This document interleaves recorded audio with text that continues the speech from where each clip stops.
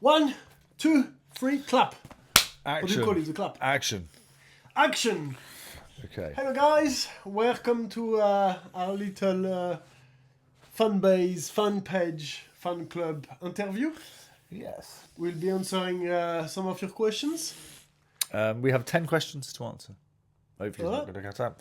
So the first one was as follows is, thank you Ben. Would you like to share anything about your childhood with your fans? When did you discover your passion for guitar? And what books and movies do you consider to be your favourite? Let's go first. What would you like to share about anything from your childhood with your fans? My childhood, me and Will, we both are from a large family. He has 4 brothers. I have 4 brothers, 1 sister. So we used to be playing a lot with the boys, basically. Boys with boys. Yeah. And yeah, actually, I think it helped, with us when we do all the touring and spend so much time together.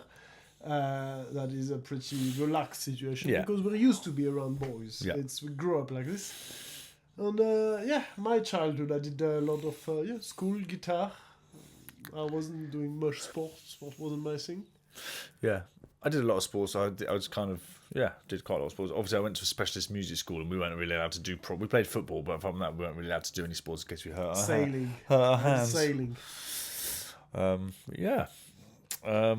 Let's switch Books. I actually have not read that much since I finished my PhD because I've done so much reading during the PhD. You never wanted to see a book again. Yeah, exactly. After a while, you kind of get like enough. It's different, obviously, different kind of reading, but you kind of overdose reading when you do a PhD. So one of the French writers which I especially like is Saint-Exupéry.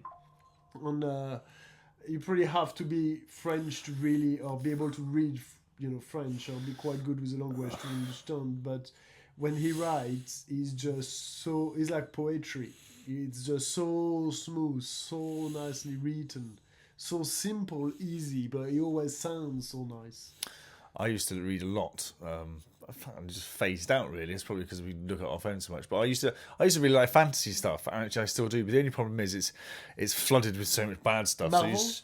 No, I hate Marvel. But I used to Lord of the Rings. I used to love the Lord of the Rings and stuff like that. And then I read Patrick Rothfuss, particularly good. I'm waiting for his book. I've been waiting for 13 years, mate, or however long it is. 15. Go on, Patrick 13 Rothfuss years. and Game of Thrones and all that sort of stuff. Joe Abercrombie, I used to really like as well. But yeah, okay. Movies. I love movies. I'm a proper filmy. I like horror. Oh, I'm not a big fan of horror. I like horror. I like about everything. I don't actually. Actually, I like everything too, but I like really good horror, the disturbing kind. The ones that stay with you. I think that's a guy thing. I think horror movie it's mainly like. When did you discover your passion for guitar? You know what? It's funny because I think when you're passionate about something, you don't suddenly fall passionate. You kind of, to me, I was obviously a kid. I was already really young. And it was just really obvious that it was just what I wanted to do. It's so obvious. You don't even ask yourself the question. Yeah. That's what I want to do. It's always been. Yeah, I mean, my father was a pilot, and he was also a good electric guitarist. He kind of wanted me to be a guitarist from the dot. It's quite really. Good. He still plays. He plays a lot of blues. Oh, bet you can't play that, Will. Bet you can't play this. Bet you can't play that. No, my dad's good. He's not touch on me anymore though, sadly. Not that he'd like to admit that. But I basically started learning. He got me a guitar when I was 5, and I was a little bit too little, and then I started taking lessons with all my brothers when I was about. Well, 2 of my brothers when I was 7, and they all both quit, and then I just slayed it basically. And I think grade 8 came when I was about 10 or 11 when I was doing that sort of stuff. So I got really good, really quick, basically. And then from there, boop. Okay. Oh my God. Sorry. Question number 3. Might have been very loud. Sorry. Okay, from Margaret. Right. So. How did you both individually decide that this is what you wanted to do? Is it such a singular, specific choice? And requires dedication from blah blah blah. Sorry, Margaret's written quite a lot here. When you met at the Royal Academy, apart from being the only two classical guitarists of that year, what created and sustained your very close relationship? We're actually kind of. We're not actually mates. No, We're just associates. of course. We're actually kind of similar in terms of lifestyle, what we want of life, and musical taste as well, which is really important, of course. We started playing together because we had to do chamber music. At the academy, you have to do, as part of the course, you have to do chamber music, and so you play with other instruments. But as a guitarist, chamber music, you're mainly doing, the accompaniment, and it's not the most fun part. So we did a lot of transcription at the time. Harpsichord music, mostly Couperin, Rameau, Bach. Piazzolla. One of us will do the right hand, one of us will do the left. We also did a lot of pretty hard. The Piazzolla, we did the tangos and stuff like that, which is quite tricky. We did a bit of saw. Harpsichord, because a harpsichord is a plucked string like the guitar, not like the piano. The piano can be easily transcribed. Actually hit. The piano is a percussion instrument, but in the harpsichord is plucked string like the guitar. That's why we used to steal all the repertoire. And basically, after the academy, we decided, it's just so much more fun. It's way better. To be honest, the academy was a very stressful place for me, especially. I mean, just performing. Yeah, but it's performing solo repertoire, which is just, and also just like, I don't know, just learning the same stuff, playing the same thing. And as we were talking about this yesterday, you're almost playing music for other guitarists. I mean, that's part. You're just there to play to other guitarists, and everybody's like, "Oh, he buzzed a note. He buzzed a note. Ooh." They are really exigent, and they put a lot of pressure on musicians. I started getting dreams when I was at academy. This is no lie. At the time I was teaching in Reading, so I took 2 years out. And then for a bit of time, I was coming in from Reading, and I started getting. And then I was learning, and I was teaching at the same time, going to academy, and I started getting dreams. I'd be lying in bed, and I'd have these huge spiders coming out of the ceiling like this, to come and swallow me up, and I'd wake up like, yeah, and that. But they weren't. They were almost like tentacles, like out of Alien, like. They put so much pressure on you, yeah? Oh, mate, it was ridiculous. But also, I was trying to teach to fund my studies, and everything. And it's just insane. Okay. I'd love to know if Will and Ben play any other musical instruments. Also, does Will speak oui, un petit peu? French. Oui. Does he speak French? I speak a little bit, huh? We're going back to France in a couple of weeks. Yep. So Will has to get on Duolingo again. You and me. Let's go for a drink. That's what he needs to say. You drinky? No. My French is. I understand a lot. As I said, we used to have my father. We used to have a house in France down. Well, we're actually playing there in July, very close to where we used to have a place called Nontron. We had this medieval house which had its old mill there. Legend has it there was buried treasure. King Harold got shot in the eye. King Harold got shot in the eye very close to there. And there was, legend has it that he went there and they buried treasure around there. So we used to always get treasure seekers to come round, and we had to sign this thing to say if we ever found lost gold, we had to give it into the authorities. Yeah, right. Did you ever find any gold? Never found no gold. Did you look for the gold? No, but loads of people did. We had loads of people there coming in to try and find it. What was I saying? So yeah, I understand quite a lot. I do. But obviously, and he's good enough to order a coffee. Yeah, good enough for order. Good enough for call coffees and stuff like that. We do not play any other instruments. I studied composition and piano. He's gonna sing. I can sing. He's gonna sing something for you, especially now. No chance. But no, I can sing alright. But my I used to play a bit of piano, but to be honest, I don't feel I certainly couldn't put in enough work to warrant wanting to. I'm actually last time I did a singing exam because we have to learn singing. You did a singing exam. Part of the solfeggio. Solfeggio. How do you say? The theory. You have to do singing, so you do many years of singing. Part of the conservatory things, and you even have to do. I had to do. A singing exam at the entry of Paris Conservatory, and I got 20 over 20. No, are you serious? But it was mostly for sight readings. They just put a score in front of you. You got to sing. Yeah, I remember you never heard before. You got to sing. But you've got perfect pitch. It's not really fair. The thing is, I'm not a good singer because I don't. I know that's a G. That's a G. That's really la, la. That's a G though, right? La. See. I just know it from the start of Swayno. I don't enjoy singing that much. I really enjoy the guitar. Actually, it's a thing. You become good at what you like doing. If you don't like singing, Really you're never good. gonna I'm be really a good at chilling singer. out. You're really good at chilling out. That's a profession, that's Yeah. for sure. Okay. You're gonna make This is fire a and good chilling one. out. I'm also wondering if there will be any new merchandise coming out. Oh, so Dun dun dun. Yes. This is an exclusive for you guys. this is a special only for the fan club. We have a quick reveal to do. Let us know what you think, please. We have, because we have No. changed our name, obviously, so we have a new logo. And Let us with know. the new logo will come a lot of new merch. We're working on it at the moment. Let us know what you think. This is going to be our new Duo. What do you guys Destino think? Logo. Let us know what you think in the comments. But we're thinking loads of kinds of cool things. I'm also thinking we're going to get these really cool tea coasters, which are going to be in the shape of CDs. Because I always like make our albums, I always make yes. jokes of us not being able to sell CDs now. So we're like, oh, they use good tea coasters, but actually we're going to get tea coasters which look like our CDs. That would be Good idea. Anyway, or maybe frisbees, or I don't know. We're going to start looking like the Peruvian panpipers in town, aren't we? We're just going to start Dream flogging. catchers. Yeah, dream We're gonna catchers sell- flogging merchandise. But yeah, that's the new logo, guys. Let us know what you think. We've got an amazing guy called Tim. It who's took us helped. it took us a really long time to come up with a logo because we wanted something that we really like, define us, and something which really came from us. And it takes some time just Yeah. to find out something we really like, something which works, and something we both agree that we like. Yep. Okay. We have talked a lot about what Heartbeat means to us as fans and the emotions it evokes. What does it mean to Will and Ben? What do they envisage when they play it? Or is it more about the sound than the mental image? So actually, that's a kind of really deep question because it's heartbeat, but generally speaking, in music, the thing is, music is emotion. We transmit emotion, and emotion is really personal. Everybody feels depending of their own personal history, their own personal life. So whatever we feel when we play the piece should not be the same that you feel. And every single that's the beauty of music is every single person is gonna interpret it or hear it or feel something different from the same music.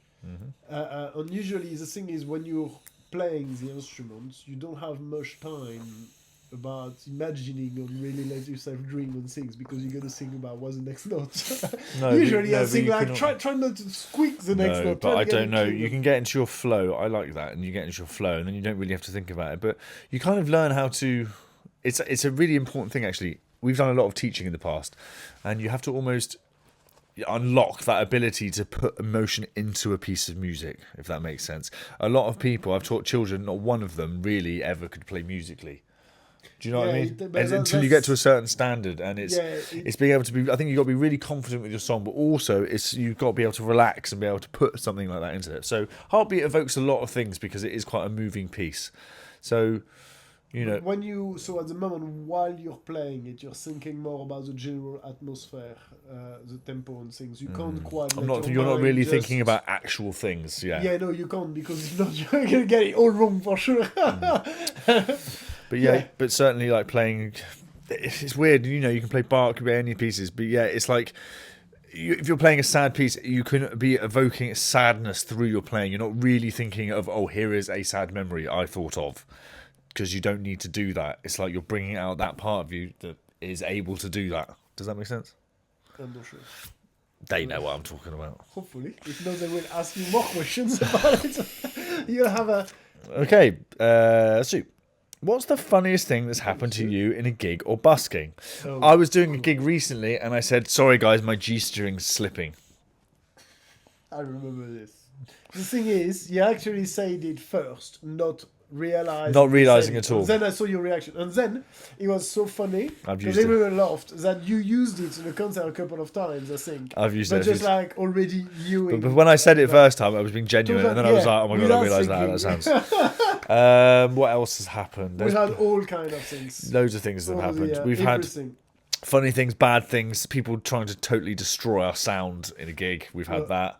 Yeah, we were in Morocco once, and this guy literally just totally destroyed us. Basically, he hated it. He just wanted we had really beautiful things as well. Even busking. I remember once we were playing a long time ago, right in the center of London, and this homeless guy was just sitting in the corner, and he just came And he was like, guys, I'm homeless. I don't have a penny. Don't remember this. But I love your music, and in the place I stay, I've got a tiny post so that I can play the CD on.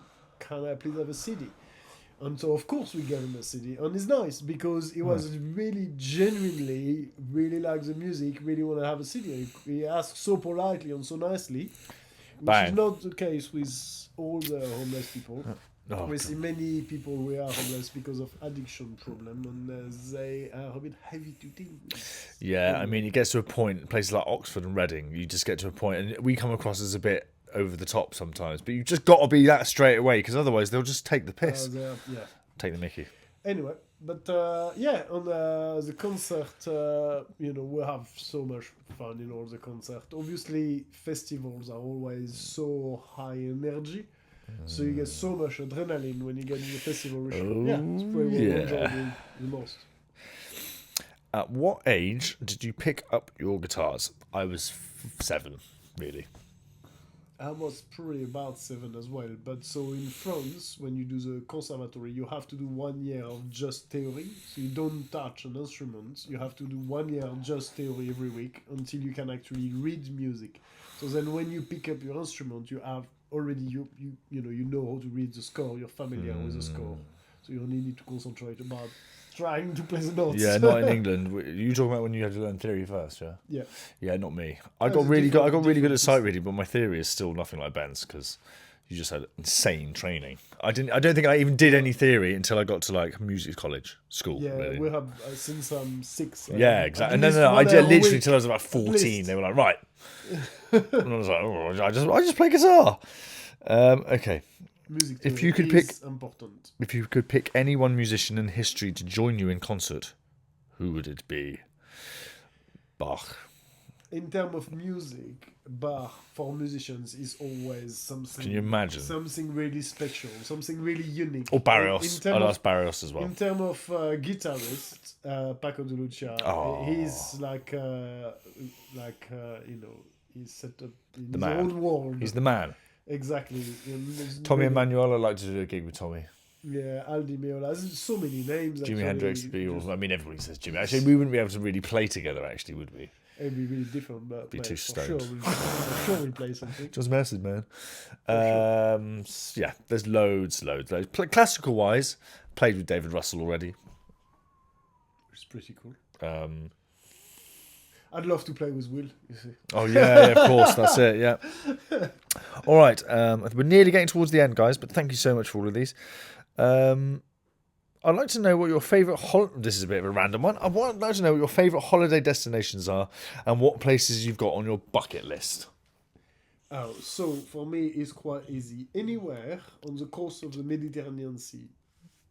That's it. Yeah. It is just always really special. And I'm lucky, as you know, my girlfriend Gilda is from Italy. She's from Napoli, and she has, so I'm lucky enough to go down to Italy really often every year, and it's always a pleasure.